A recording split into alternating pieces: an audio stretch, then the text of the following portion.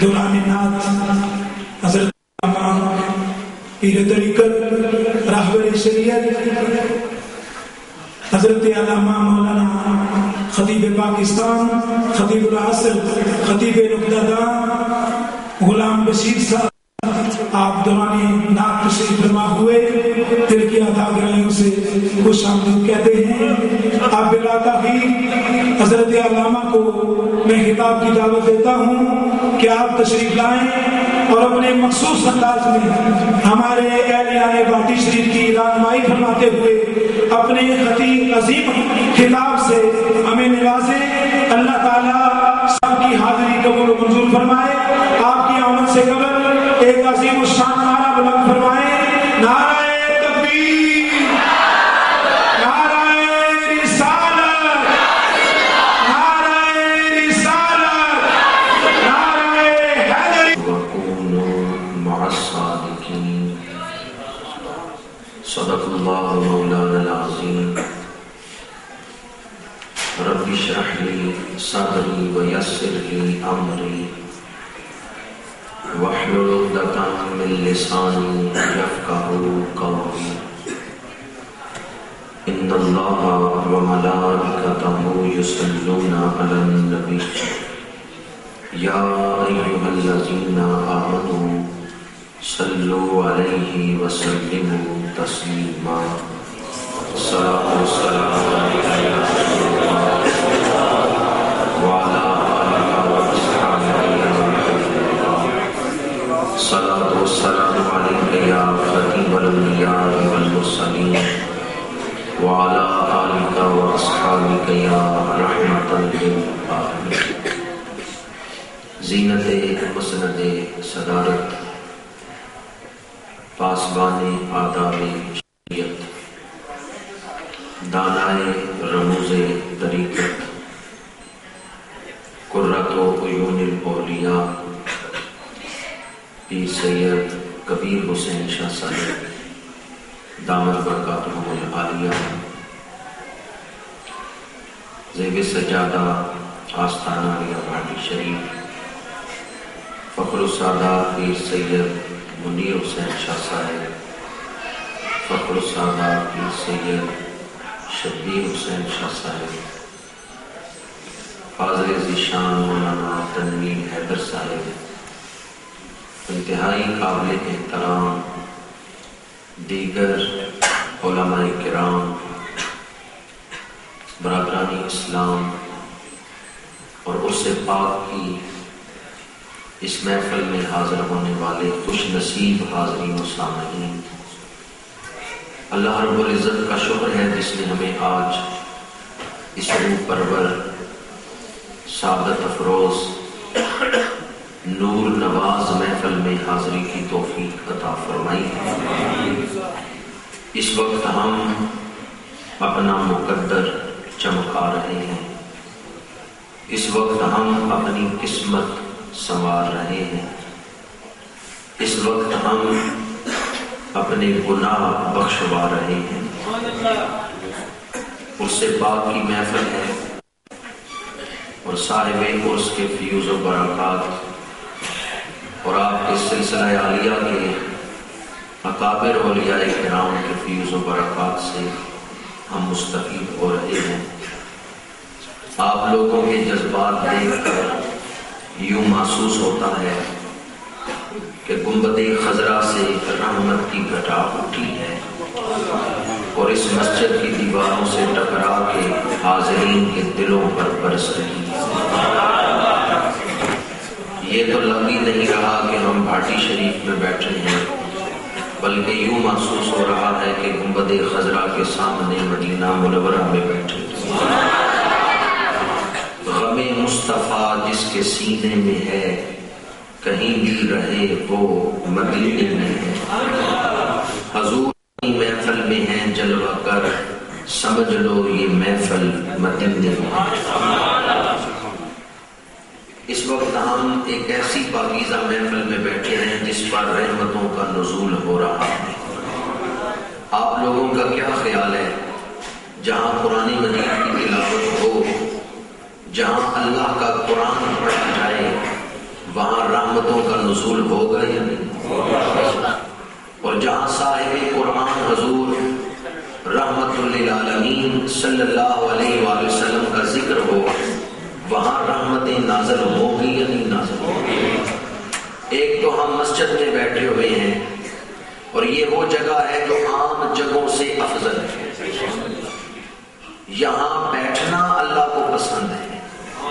جو لوگ مسجدوں میں بیٹھتے ہیں اللہ تعالیٰ ان پہ فخر کرتا ہے، فرشتوں کی محفل میں ان لوگوں کا ذکر کرتا ہے اور فرماتا ہے فرشتوں جاؤ میرے بندوں کو دیکھنا ہے تو انہیں دیکھو جو مسجدوں کو آباد کر کے بیٹھے ہو۔ ایک تو ہم عام جگہوں سے افضل جگہ پہ بیٹھے ہوئے ہیں اور پھر نسبت اعلیٰ ہے کہ اس سے پاک کی محفل ہے، قرآن مجید کی تلاوت ہوئی، صاحب قرآن حضور ختمی مرتبت صلی اللہ علیہ وآلہ وسلم کی نعتیں پڑھی گئیں، مناقب پڑھے گئے، تو یقیناً یہ ایسے لمحے ہیں جو قبولیت کے لمحے ہیں، یہ ایسی گھڑیاں ہیں جو رحمتیں برسا رہی ہیں۔ دعا ہے اللہ تعالی ہم کو اس محفل کی زیادہ سے زیادہ برکتیں عطا فرمائے۔ بارش ہو رہی ہو وہی برتن بھرا جاتا ہے جو سیدھا ہو، اور جو الٹا پڑا ہوا ہو وہ محروم رہتا ہے، اس میں تو کوئی شک نہیں۔ یقیناً اس وقت محفل پاک پہ رحمتوں کا نزول ہو رہا ہے، لیکن اپنے اپنے ظرف کے مطابق اور اپنے اپنے ادب کے مطابق ہی فیض ملتا ہے۔ اللہ تعالی ہم سب کو زیادہ سے زیادہ ادب کی توفیق عطا فرمائے۔ چند گھڑیاں اولیاء کرام کی نسبت کے حوالے سے ہی گفتگو کروں گا کہ نسبت کی برکت کیا ہے، اللہ تعالی حق گوئی کی توفیق عطا فرمائے۔ نسبت سے قسمت بدل جاتی ہے، نسبت اچھی تو قسمت اچھی، یا قسمت اچھی ہو تو نسبت اچھی نصیب ہو جاتی ہے۔ قسمت کا نسبت کے ساتھ بڑا گہرا تعلق ہے۔ آپ بازار جائیں، بڑا مہنگا دکانوں میں لگا ہوا ہے 1000 روپے میٹر والا کپڑا، پر کوئی اس کپڑے کو اٹھا کے چومتا نہیں کہ یہ مہنگا ہے تو اس قابل ہے کہ اس کو چوما جائے۔ بڑا بڑا مہنگا کپڑا دکانوں میں پڑا ہوا ہے، کوئی نہیں چومتا، پر دوسری طرف 30 روپے گز والا کپڑا قرآن کا غلاف بن جائے تو لوگ قرآن بعد میں پڑھتے ہیں، غلاف پہلے چوم رہے ہیں۔ یہ 30 روپے گز والا کپڑا اتنا احترام کیوں حاصل کر گیا ہے، اس کو مقام کیوں ملا ہے؟ کسی مسلمان کا ایمان اجازت دیتا ہے کہ قرآن پاک کے غلاف سے اپنے پیر صاف کریں؟ آپ اس تصور سے کام اٹھتے ہیں، حالانکہ یہ نہیں صرف آپ نے تصور کیا تو کام اٹھے۔ اس کپڑے کا احترام کیوں کر رہے ہیں؟ صرف ایک وجہ ہے کہ اس کی نسبت قرآن کے ساتھ ہو گئی، تو نسبت سے اس کپڑے کو قیمت مل گئی، اس کا درجہ بڑھ گیا ہے، اس کو ایک خاص مقام مل گیا ہے، نسبت نے قسمت کو بنا دیا ہے۔ یہی ہم اہل سنت و جماعت کی دعوت ہے کہ نسبت اچھی تو قسمت اچھی۔ ہمارا دین نسبتوں کی وجہ سے ہی ہم تک، نسبتوں کے ذریعے ہی ہم تک پہنچا ہے۔ آج بعض لوگ اپنے آپ کو اہل حدیث بھی کہلاتے ہیں اور پھر نسبتوں کا بھی انکار کرتے ہیں، حالانکہ حدیث کی کتابوں میں محدثین نے صرف حدیثیں نہیں لکھی بلکہ پہلے سندیں لکھی ہیں۔ پہلے سند ہے، اس کے بعد متن ہے۔ محدث پہلے یہ بیان کرتے ہیں کہ یہ حدیث مجھ تک پہنچی کس طرح۔ مثلا امام مسلم کی ایک سند ہے کتاب الجہاد کے اندر، حدثنا قتیبہ بن سعید حدثنا لیث عن سعید بن ابی سعید انہ سمع ابا ہریرہ، حضرت ابو ہریرہ سے سنا سعید بن ابی سعید نے، ان سے سنا جناب لیث نے، اور ان سے سنا قتیبہ نے۔ یہ سند بیان کر کے امام مسلم لکھتے ہیں ان سے ہم نے سنا ہے۔ حدثنا قتیبہ بن سعید، ہم سے بیان کیا لیکن قتیبہ بن سعید نے سنا ہے لیث سے، اور لیث نے سنا ہے سعید بن ابی سے، اور انہوں نے سنا ہے حضرت ابو ہریرہ سے۔ محدثین نے حدیث کی کتابوں میں سند پہلے لکھی ہے اور متن بعد میں بیان کیا کہ حضور کا ارشاد کیا ہے۔ اسی لیے آپ سنتے ہوں گے یہ حدیث ضعیف ہے، یہ حدیث صحیح ہے، یہ حدیث غریب ہے، یہ حدیث حسن لذات ہی ہے، یہ حدیث موضوع ہے۔ یہ فیصلہ کس بات پہ ہو رہا ہے کہ یہ حدیث صحیح ہے اور یہ ضعیف ہے؟ یہ فیصلہ اس کے متن پہ نہیں، اس کی سند پہ ہی ہو رہا ہے۔ اگر محدث کی نسبت اعلیٰ ہے تو فن حدیث میں اس حدیث کا مقام اعلیٰ ہے۔ بعض لوگ اہل حدیث بھی کہلاتے ہیں اور پھر نسبت کا بھی انکار کرتے ہیں۔ میں کہتا ہوں وہ حدیث تو سناؤ جو نسبت کے بغیر ہے۔ کوئی ایک ایسی حدیث تو سناؤ جو نسبت کے بغیر ہے۔ محدثین نے حدیث کی کتابوں میں پہلے اپنی نسبت ہی تو بیان کی ہے اور نسبت بیان کرنے کے بعد پھر حدیث سنائی ہے۔ گویا ہمارا دین نسبتوں نے ہی بچا رکھا ہے، ہمارا دین نسبتوں کے ذریعے ہی پھیلا ہے۔ اسی لیے حضرت مجدد الفسانی قدس سرہ النورانی آپ نے مکتوبہ شریف میں لکھا ہے کہ اگر تمہیں نسبتوں پر اعتبار نہ رہے تو دین پہ یہ اعتبار ختم ہو جاتا ہے۔ اگر صحابہ کی دیانت داری پہ، تابعین کی امانت و دیانت پہ ایمان نہ رہے تو دین پہ ایمان ختم ہو جاتا ہے، کیونکہ ہم تک جو دین پہنچا ہے وہ نسبت کے ذریعے صحابہ سے تابعین، ان سے تبع تابعین، ان نسبتوں کے ذریعے ہم تک پہنچا۔ تو نسبت کی اہمیت کیا ہے؟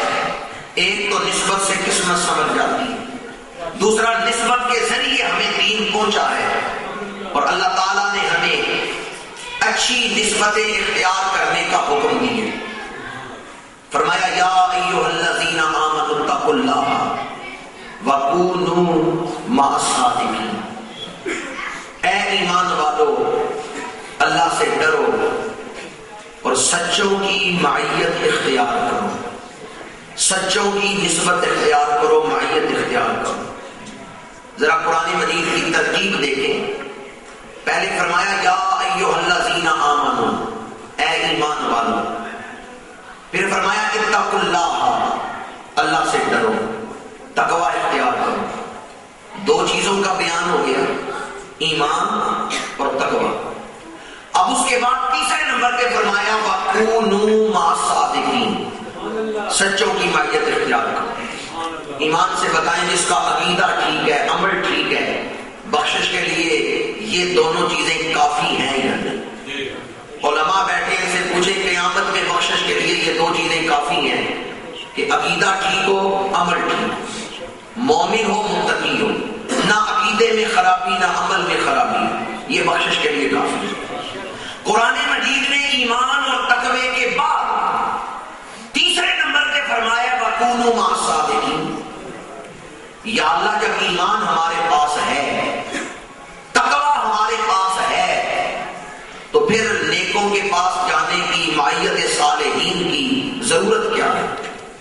ایمان اور تقوی ہی کافی ہے بخشش کے لیے، صادقین کی معیت کی ضرورت کیا ہے؟ مفسرین نے اس پر بڑا خوبصورت جملہ لکھا ہے، بے شک تم نے ایمان حاصل کر لی ہے، بے شک تم نے تقوی حاصل کر لی ہے، لیکن بخشش کے لیے ایمان اور تقوی کافی ہے، پر یاد رکھو دولت کمانا ہی ضروری نہیں، اسے چوروں سے بچانا بھی ضروری ہے۔ ایمان اور تقوی کا ایک چور ہے شیطان، جو تم سے ایمان چھیننا چاہتا ہے، جو تم سے تقوی چھیننا چاہتا ہے۔ اگر چاہتے ہو کہ ایمان اور تقوی محفوظ رہے، وَكُونُوا مَعَ الصَّادِقِينَ، ایمان اور تقوی کے بعد تیسرے نمبر پہ یہ ذکر اس لیے کیا کہ ایمان اور تقوی کو اگر شیطان کے حملوں سے بچانا ہے تو آؤ ان کی محفل میں آؤ جن کی محفل میں شیطان نہیں آتا۔ آؤ ان کی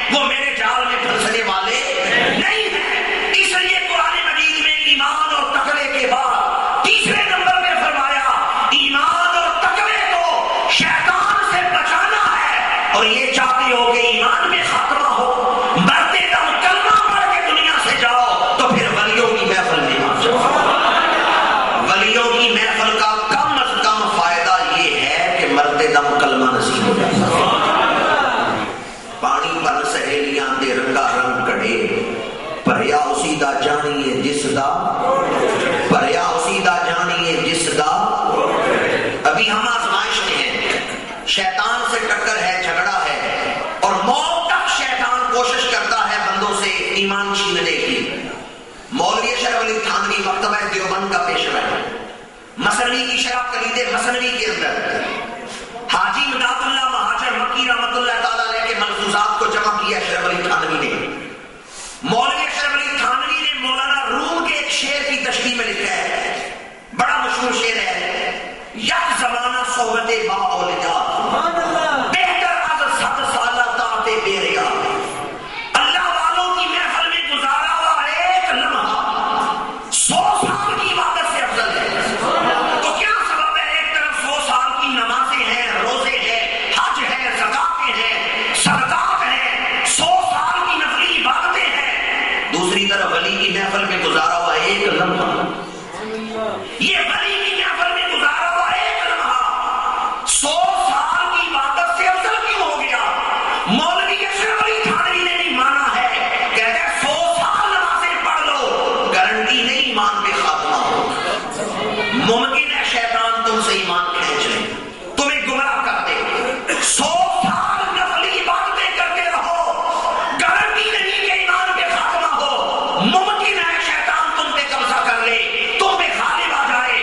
پر ولیوں کی محفل میں بیٹھنے کا فائدہ یہ ہے کہ سینے میں ایمان ایسا پکا نقش ہو جاتا ہے، شیطان جتنا مرضی ہے کھرچتا رہے، وہ سینے سے ایمان نکال نہیں سکتا.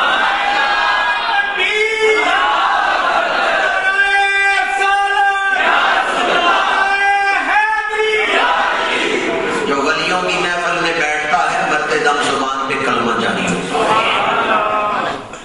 آٹی شریف عرس کی محفل میں آپ بیٹھے ہیں، 3-4 گھنٹے اس کی محفل میں بیٹھے ہیں، اس کا اجر یہ ملے کہ دنیا سے جاتے ہوئے کلمہ نصیب ہو جائے. تو ایمان سے بتائیں اس کی محفل میں بیٹھنے کا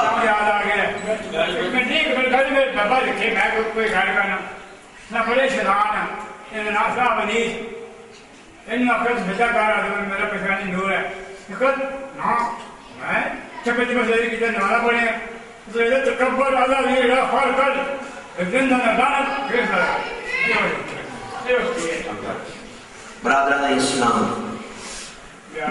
ایمان اور تقویٰ کے بعد اللہ تعالیٰ نے تیسرے نمبر پہ اس لیے فرمایا کہ سچوں کی معیت میں آؤ کہ یہ ایمان اور تقوی کی حفاظت کا وظیفہ ہے. اولیاء کی محفل میں بیٹھنے سے دل پہ ایسا ایمان پکا نقش ہو جاتا ہے کہ شیطان جتنا مرضی ہے کھرچتا رہے، پھر اس سینے سے ایمان کو نکال نہیں سکتا. اولیاء کی محفل اس نسبت کی برکت موت کے وقت نصیب ہوتی ہے، سلسلہ انبیاء کے بزرگوں کی زیارت نصیب ہو جاتی ہے. بعض مرید ایسے ہیں جن کو لینے کے لیے موت کے وقت ان کے پیر آ جاتے ہیں، مشائخ کی ارواح ان کو نظر آتی ہے. نسبت کا یہ بہت بڑا فائدہ ہے، نسبت کی یہ بہت بڑی برکت ہے کہ موت کا وقت آتا ہے تو اس سلسلے عالیہ کے جو بزرگ ہوتے ہیں ان کی ارواح کی زیارت نصیب ہو جاتی ہے، اور وہ اپنے مرید کو لینے کے لیے خوشی خوشی جسم سے نکلتی ہے. اللہ رب العزت نے اس کے لیے الفاظ بڑے خوبصورت استعمال کیے ہیں، جنہوں نے اس مضمون کو جو میں بیان کر رہا ہوں کھول کے واضح کر کے بیان کر دیا ہے. فرمایا وَقُولُوا مَعَ الصَّادِقِينَ، یہ نہیں فرمایا کونوا صادقین، سچے بن جاؤ. اگر صرف سچے بنانا مقصد ہوتا تو اللہ فرما دیتا کونوا صادقین، سچے بن جاؤ. قرآن کا کوئی لفظ بھی بے مقصد ہے، فضول ہے. کیا آپ کا عقیدہ قرآن میں فضول لفظ آیا ہے؟ بے مقصد کوئی لفظ آیا ہے؟ اگر صرف سچے بنانا ہی مقصد ہوتا اللہ فرما دیتا کونوا صادقین، سچے بن جاؤ. درمیان میں ما کا لفظ نہ آتا. یہ جو درمیان میں لفظ آیا کونوا مع الصادقین، یہ سچوں کی جو معیت کی عظمت ہے، فضیلت ہے، اہمیت ہے، اس کو بیان کر رہے ہیں. قرآن نے صرف منزل ہی نہیں دکھائی، راستہ بھی بتایا ہے کہ اگر سچے بننا ہے تو اس کا ایک ہی راستہ ہے، سچوں کی معیت میں آ جاؤ. اب ذرا بڑی توجہ سے میری یہ بات سنیں جو میں کرنے لگا ہوں. دینی زندگی گزارنے کا دار و مدار مرد کامل کی تربیت ہے. دینی زندگی کا دار و مدار مرد کامل کی تربیت پہ ہے. مرد کامل کی کسی مرد کامل کی تربیت ہوگی تو آپ دینی زندگی گزاریں گے، ورنہ علم ہو عمل بھی ہو مرد کامل کی تربیت نہ ہو تو علم اور عمل دونوں ضائع ہو جائیں. اور علم نہ ہو عمل نہ ہو، علم اور عمل دونوں نہیں لیکن مرد کامل کی تربیت مل گئی ہے تو علم بھی آ جاتا ہے عمل بھی آ جاتا ہے. علم اور عمل دونوں حاصل ہو جاتے ہیں جب کسی مرد کامل کی تربیت آ جائے، مرد کامل کی صحبت مل جائے. اور اگر مرد کامل کی تربیت حاصل نہ ہو تو علم اور عمل دونوں ضائع ہو جاتے ہیں. صحابہ کرام رضوان اللہ تعالی علیہ مجمعین کی جو عظمت ہے شان ہے وہ کس بنیاد پہ ہے؟ علم پہ ہے یا ظاہری عمل پہ ہے، نمازوں پہ ہے. صحابہ کی جو فضیلت ہے وہ حضور کی صحبت کی وجہ سے. کتنے صحابہ ایسے انہوں نے ایک نماز نہیں پڑھی، ادھر کلمہ پڑھے ادھر میدان جنگ میں شہید ہو گئے. نماز کا وقت ہی نہیں آیا ان کی زندگی میں، کلمہ پڑھے میدان جنگ میں شہید ہو گئے. قیامت کے دن اٹھیں گے تو مقام اتنا اونچا ہوگا کہ کوئی ولی بھی اس مقام تک نہیں پہنچ سکے. حضرت مجدد صاحب نے مکتوبات شریف میں لکھا ہے آج ہم مراقبات کرتے ہیں فنا فی اللہ بقا فی اللہ. صحابہ نے نہیں کیے پھر اونچے مقام پر کیسے پہنچ گئے؟ اس لیے کہ حضور ایک نظر انہیں دیکھتے تھے سارے مقامات طے کرواتے. تو دینی زندگی کا جو دار و مدار ہے وہ مرد کامل کی تربیت میں. آج کے دور میں علم کی کمی نہیں، علم بڑا پھیل گیا ہے پر آج تربیت کی کمی ہے. جب تک تربیت نہ ہو علم اور عمل میں رس نہیں آتا، علم اور عمل میں رنگ نہیں پیدا ہوتا، اس میں تاثیر نہیں پیدا ہوتی. ماشاءاللہ مل جاتی ہے. چائے کی پیالی آپ اپنی آنکھوں کے سامنے رکھیں اور آنکھوں سے کہیں مجھے دیکھ کے بتاؤ چینی ہے یا نہیں، آنکھیں بتا سکتی. کانوں سے کہیں سن کے بتاؤ کہ چائے میں میٹھا ہے یا نہیں، کان بتا سکتے ہیں؟ نہیں. ایک گھنٹہ آپ دیکھتے رہیں آنکھیں نہیں بتائیں گی، لیکن اگر آپ پیالی اٹھا کے ایک گھونٹ چائے پی لیں تو ایک سیکنڈ میں پتا چل جائے گا. اس سے ثابت ہوا راستہ ٹھیک ہو تو منزل جلدی مل جاتی ہے، راستہ غلط ہو سفر جاری بھی رہے منزل نہیں ملتی. قرآن مجید نے مقام صدق تک پہنچنے کا راستہ بتا دیا، وَكُونُوا مَعَ الصَّادِقِينَ. سچوں کی معیت اختیار کر لو. جب سچوں کی معیت حاصل ہو جائے گی تو مقام صدق حاصل ہو جائے گا. مولوی ہرگز نشد مولائے روم تا غلام شمس تبریز نشد. اللہ اللہ کیے جانے سے اللہ نہ ملے، اللہ والے ہیں جو اللہ سے. تمنا درد دل کی ہو تو کر خدمت فقیروں کی، نہیں ملتا یہ گوہر بادشاہوں کی خزینوں کی. بعض لوگ کہتے ہیں ٹھیک ہے اولیاء کی عظمت اہمیت فضیلت ہم مانتے ہیں، فیض صحبت کو ہم مانتے ہیں، پر یہ بھی تو دیکھو 15ویں صدی گزر رہی ہے آج کل کوئی ولی ہے ہی نہیں. یہ تو پہلے زمانوں کی باتیں ہیں کہ ولی ہوتے تھے، آج کل ہے ہی نہیں. ہم بیٹھے اس کے پاس تو بڑی یاد رکھنے والی بات ہے. اگر کوئی یہ کہے کہ آج کل ولی نہیں تو آپ اس سے پوچھیں کہ قرآن میں یہ آیت ہے یا نہیں، وَقُولُوا مَعَ الصَّادِقِينَ. یہ آیت آج بھی قرآن میں موجود ہے اور قرآن ایسا حکم نہیں دیتا جس پہ عمل کرنا ممکن نہ ہو. قرآن ایسا حکم نہیں دیتا جس پہ عمل نہ کیا جا سکے. جب تک یہ آیت قرآن میں موجود ہے اس وقت تک دنیا میں ولی بھی موجود ہے. جب تک یہ آیت موجود ہے وَكُونُوا مَعَ الصَّادِقِينَ اس وقت تک دنیا میں ولی بھی موجود ہیں. قرآن ایسا حکم نہیں دیتا جس پہ عمل ہی نہ کیا جا سکتا. ایک باپ اپنے بیٹے کو کہتے ہیں آدھا کلو دودھ صبح پیو، آدھا کلو دودھ شام کو پیو. گھر میں دودھ کا ایک قطرہ بھی نہیں. بیٹا کہتے ہیں ابا جان دودھ کہاں سے پیو، گھر میں تو دودھ موجود ہی نہیں. بلا تشبیہ و بلا تمثیل. اللہ تعالیٰ فرماتے ہیں وَكُونُوا مَعَ الصَّادِقِينَ. سچوں کی معیت اختیار کرو. دنیا میں سچے ہے ہی نہیں تو انسان کہہ سکتا ہے یا اللہ تو کہتا ہے سچوں کی معیت اختیار کر، دنیا میں سچے ہے ہی نہیں، ہم کس کے پاس بیٹھے. یہ تو ایسی تکلیف ہو گئی, ایسا حکم ہو گیا جس پہ عمل ہی نہیں کیا جا سکتا. تو یاد رکھیں جب تک قرآن مجید کی یہ آیت موجود ہے اس وقت تک اللہ والے بھی صادقین بھی موجود ہیں. اپنے اندر سچی طلب پیدا کرو, اللہ منزل تک پہنچا دے. عارف گھڑی نے یہی بات لکھی ہے, لوڑن والا ریا نہ خالی تے لوڑ کیتی جس پکی. ہماری طلب سچی نہیں, تلاش صحیح نہیں. اقبال نے بھی یہ لکھا نا, تمنا دردے دل کی ہو تو کر خدمت فقیروں کی. پہلا لفظ کیا ہے؟ تمنا. یہ تو دیکھو تمہارے اندر وہ آرزو ہے, وہ تمنا ہے. پہلے اپنے اندر وہ طلب تو پیدا کرو, پیاس تو پیدا کرو.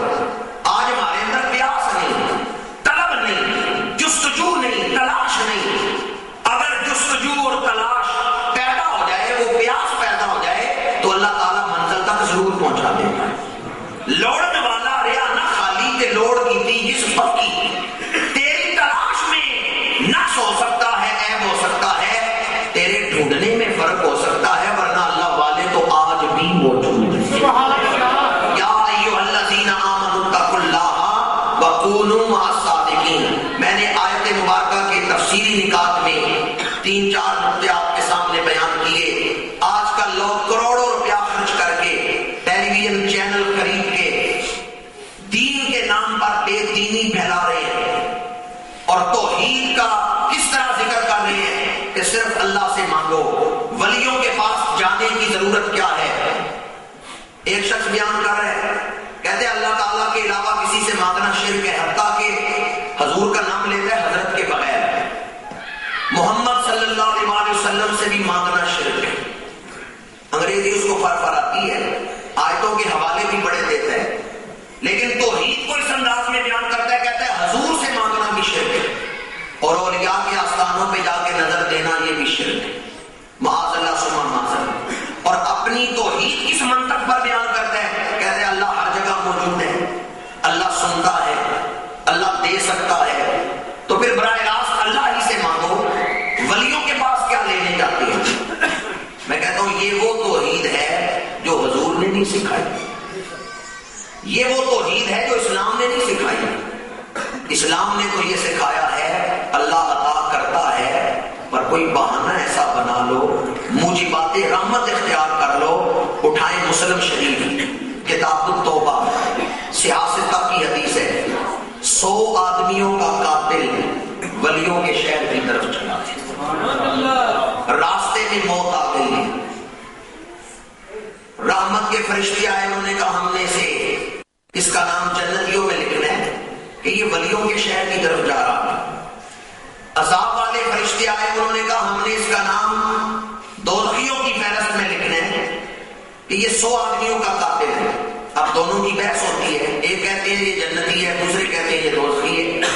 اللہ تعالیٰ نے فیصلہ کرنے کے لیے ایک فرشتہ بھیجا اور فرمایا دونوں طرف سے زمین ناپ لو, اگر اس کا گھر قریب ہے تو دوزخیوں میں نام لکھ لو, اگر ولیوں کا شہر قریب ہے تو جنتیوں میں نام لکھ لو. یہ میں آپ کو کیا سنا رہا ہوں؟ کوئی من گڑھ کہانی, افسانہ, خود ساختہ داستان نہیں سنا رہا, بلکہ مسلم شریف کتاب التوبہ کی ایک حدیث آپ کو سنا رہا. حضور نے صحابہ کے سامنے بیان کی ہے. یہ نہ دیکھیں چٹھی کون پڑھ رہا ہے, دیکھیں چٹھی ہے کس. خط محبوب کا ہو تو آدمی ڈاکیے کو نہیں دیکھتا کہ ڈاکیا کون ہے, یہ دیکھتا ہے خط میرے محبوب کا ہے. تو حضور نے صحابہ کے سامنے یہ واقعہ بیان کیا, 100 آدمیوں کا قاتل ولیوں کے شہر کی طرف گیا, راستے میں موت آ گئی, اللہ نے فرشتہ بھیجا دونوں طرف سے زمین ناپ لو. اقوال صحابہ میں ہے, حقیقت یہ تھی کہ اس کا گھر قریب تھا, ولیوں کا شہر دور تھا, پر اللہ تعالیٰ نے گھر کی طرف سے زمین کو حکم دیا پھیل جا, اور ولیوں کے شہر کی طرف سے زمین کو حکم دیا سمٹ جا. فرشتے نے زمین ناپی تو ولیوں کا شہر قریب, فیصلہ کیا یہ جنتی ہے. وہ ولیوں کے شہر کے قریب ہوا تو فیصلہ یہ کیا گیا کہ جنتی ہے. کس کا قرب ناپا جا رہا ہے, اللہ کا قرب یا ولیوں کا قرب؟ ناپا کیا جا رہا ہے, کس کا قرب ناپا جا رہا ہے؟ اللہ کی شان تو یہ ہے نحن اقرب الیہ من حبل الورید. اللہ کی شان تو یہ ہے وَهُوَ مَعَكُمْ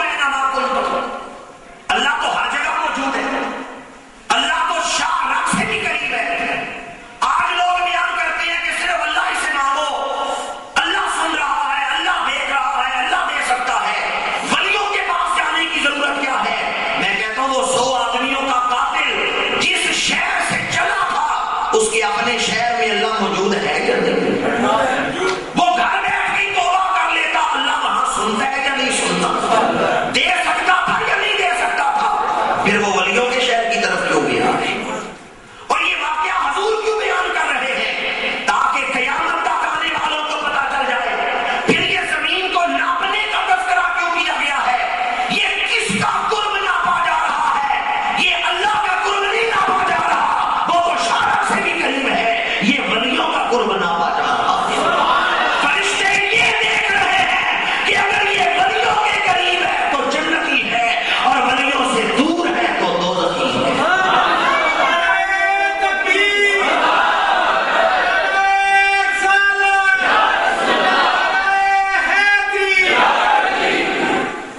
بخشنا کس نے ہے؟ بہت تھوڑے لوگوں کو پتا ہے کس نے بخشنا ہے۔ اللہ اگر فیصلہ کر لے میں نے فلاں آدمی کو بخشنا ہے، کوئی ہے تو اعتراض کرے یا اللہ کیوں بخشے؟ بغیر سبب کے وہ بخش سکتا ہے یا نہیں بخش سکتا؟ صرف اپنی رحمت سے بخش سکتا ہے یا نہیں بخش سکتا؟ اسے زمین نپوانے کی ضرورت ہے؟ زمین ناپی نپوائے پہلے اس کو علم ہے یا نہیں کہ گھر قریب ہے یا ولیوں کا شہر قریب ہے؟ زمین نپوائے بغیر بھی اللہ کو علم یا اللہ بخشنا تو نہیں ہے، بغیر سبب کے ہی بخش دے۔ یہ فرشتوں کو کس کام میں لگایا ہے کہ گھر کی طرف سے بھی زمین ناپو، ولیوں کے شہروں کی طرف سے بھی زمین ناپو؟ یا اللہ بخشنا تو نے ہے، بغیر سبب کے ہی بخش دے۔ کون ہے جو اعتراض کرے گا؟ جواب آتا ہے دنیا والوں، بخشنا میں نے ہی ہے، پر یہ زمین اس لیے نپوا رہا ہوں تاکہ تمہیں پتا چل جائے میرے ولیوں کی شان کیا ہے۔ اگر زمین نہ نپوائی جاتی اور اللہ کے رسول اس واقعہ کو بیان نہ کرتے تو ہمیں کیسے پتا چلتا کہ ولیوں کی شان کیا ہے؟ جواب آتا ہے میں خاموشی سے ہی بخش دیتا، نہ زمین نپواتا، نہ اپنے نبی کی زبان سے یہ واقعہ بیان کرواتا، تو تمہیں کیسے پتا چلتا کہ ولیوں کی شان کیا ہے؟ یہ سب کچھ میں نے اس لیے کیا اپنے ولیوں کی عظمت کے جھنڈے گاڑنے کے لیے، اپنے ولیوں کی عظمت منوانے کے لیے، اپنے ولیوں کی عظمت کو ثابت کرنے کے لیے۔ اب اللہ تو ولیوں کی عظمت منوا رہا ہے، ورنہ زمین نپوانے کی ضرورت کس ضرورت کے لیے زمین نپوائی؟ ولیوں کی شان ظاہر، ورنہ جہاں تک اپنی ذات کا تعلق ہے اللہ کو پہلے ہی رہے۔ اللہ تو ولیوں کی شان منوانا چاہتا ہے، ان کے قرب کی عظمت بیان کر رہا ہے۔ اور آج اگر کوئی کہے ولیوں کے پاس جانے کی حاجت نہیں، براہ راست اللہ سے مانگو، تو گویا وہ آپ کو اللہ کی رحمت سے ہی دور رکھ رہا ہے۔ پھر امام الانبیاء صلی اللہ علیہ وآلہ وسلم اس کو مقام تعریف میں بیان فرما رہے ہیں، توبہ کی قبولیت کے اسباب میں بیان فرما رہے ہیں، تو پتا چلا ان رحمت اللہ قریب من المحسنین، اللہ کی رحمت نیکوکاروں کے قریب ہے۔ یا ایھا الذین آمنوا اتقوا اللہ وکونوا مع الصادقین۔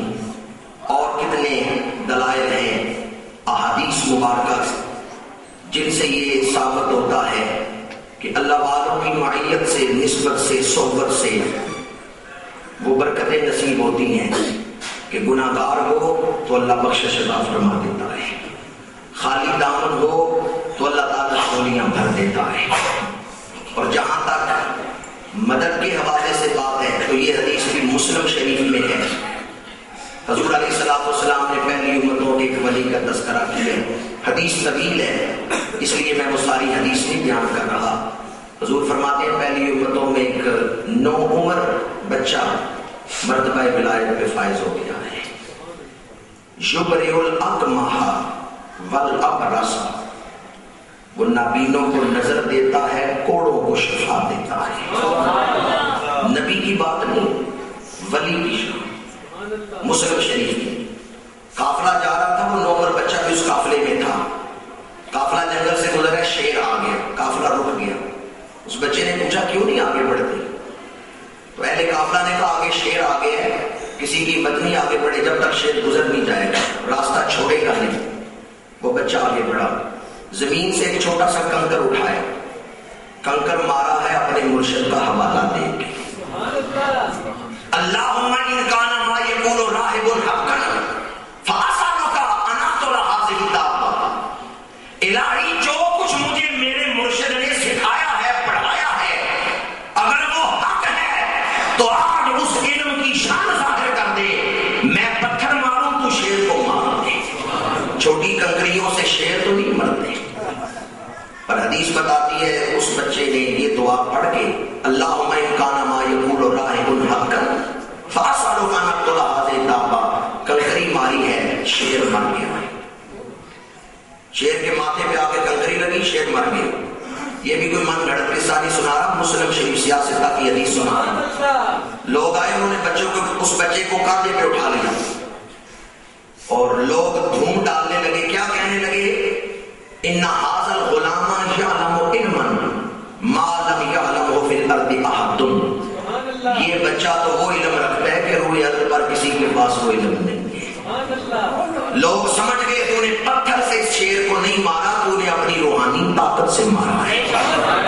ان ھذا الغلام یعلم علما ما لم یعلم فی الارض احد۔ یہ شیر تو نے پتھر سے نہیں مارا، اپنی روحانی طاقت سے مارا ہے۔ مریض آئے، کوئی کہتا ہے میرا سر درد ہے، نام کرو۔ بچہ کہتا ہے میں نہیں کر سکتا۔ وہ کہتے ہیں اگر پتھر مار کے تو شیر کو ہلاک کر سکتا ہے تو پھونک مار کے ہماری بیماریاں بھی ٹھیک کر سکتا ہے۔ اب اس بچے کی شان ظاہر ہو گئی۔ لوگ کہتے ہیں تو اگر کنکری مار کے شیر کو ہلاک کر سکتا ہے تو پھونک مار کے ہماری بیماریوں کو بھی دور کر سکتے ہیں۔ اب اس نے دم کرنا شروع کیا اور حضور فرماتے ہیں او کما قال یبرئ الاکمہ والابرص، نبینے آتے ہیں، بچہ ان کو نظر دے رہا ہے، نابینوں کو نظر دے رہے ہیں۔ بادشاہ کا ایک وزیر نابینا تھا، اس کو بھی بچے نے دم کیا اور اس نابینے وزیر کو اللہ تعالیٰ نے نظر عطا فرمائی۔ اس پر پھر آگے حدیث مبارک ہے کہ اس بچے نے اسلام کی دعوت دی ہے، قوم کو کلمہ پڑھائے، خود جام شہادت نوش کی ہے۔ یہ سارا مسلم شریف کی حدیث میں ہے۔ میں صرف وہ بات عرض کرنا چاہتا تھا جس میں حضور نے فرمایا کہ وہ بچہ نابینوں کو نظر دے رہا تھا، اور وہ نبی نہیں تھا بلکہ ولی تھا۔ پتا چلا اللہ تعالیٰ نے نبیوں کو بھی معجزات عطا کیے ہیں اور اپنے ولیوں کو کرامات عطا فرمائے ہیں۔ دیتا اللہ ہی ہے، عطا اللہ ہی کرتا ہے۔ یہ صرف اسباب ہیں، یہ موجبات رحمت ہیں، یہ بہانے ہیں۔ اللہ نے ان کو اذن بخشا ہے، اور جسے اللہ اذن بخشتا ہے اس کی دعا میں بھی اثر ہے، اس کے دم میں بھی اثر ہے۔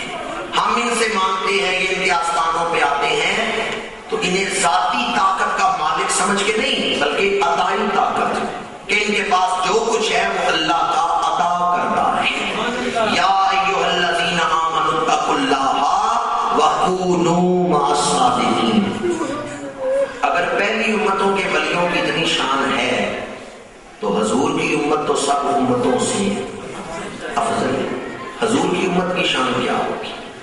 حضور شہنشاہ بغداد سیدنا غوث اعظم شیخ عبد القادر جیلانی قدس سرہ العزیز، آپ کی محفل لگی ہے، جمعۃ المبارک کا دن ہے اور آپ واز فرما رہے ہیں۔ ایک تاجر بغداد میں آیا، لوگوں سے پوچھا کوئی ایسا خطیب بتاؤ جس کے پاس جمعہ پڑھنے کا مزہ آ جائے۔ لوگوں نے کہا آج کل شیخ عبد القادر نامی ہستی کا بڑا شہرہ ہے، ان کے پاس چلا جائے۔ وہ حضور غوث اعظم کو صرف ایک خطیب سمجھ کے آئے، محض ایک خطیب۔ پر جب آپ کی مسجد میں داخل ہوا، آپ نے نگاہ ڈالی، اس کے دل کی کیفیات سمجھ گئی، یہ مجھے محض ایک خطیب سمجھ کے آئے۔ فرمایا او عقل کے اندھے، تو میرا واز کیسے سمجھ سکتا ہے؟ جب آپ نے اس کا نام لے کے فرمایا نا او عقل کے اندھے، تو میرا واز کیسے سمجھ سکتا ہے، تو اس کو سمجھ آ گئی یہ خالی خطیب نہیں ہے، یہ دل کی آنکھیں رکھتا ہے۔ صفے چیرتا ہوا ممبر کے سامنے آ گیا، سر سے دستار اتاری، پگڑی اتاری، گھٹنوں کے بعد ممبر کے سامنے کھڑا ہوا اور عرض کرتے ہیں میں عقل کا ہی اندھا نہیں، میں دل کا بھی اندھا ہوں، میں دل کا بھی اندھا ہوں۔ فرمایا آپ نے، تم نے سر سے دستار